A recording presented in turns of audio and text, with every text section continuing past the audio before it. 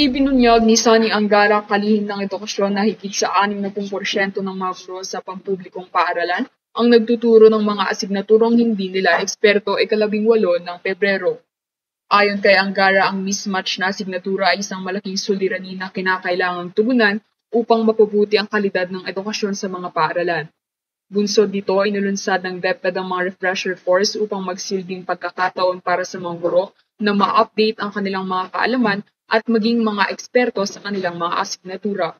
Inaasahan umano ng DepEd na sa pamamagitan ng refresher programs, magkakaroon ng mas mataas na kalidad ng pagtuturo sa mga asignaturong kinahaharap ng kakulangan sa mga guro.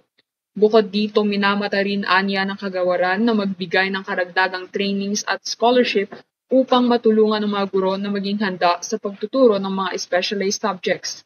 Nagbabalita para sa Balitang Norte.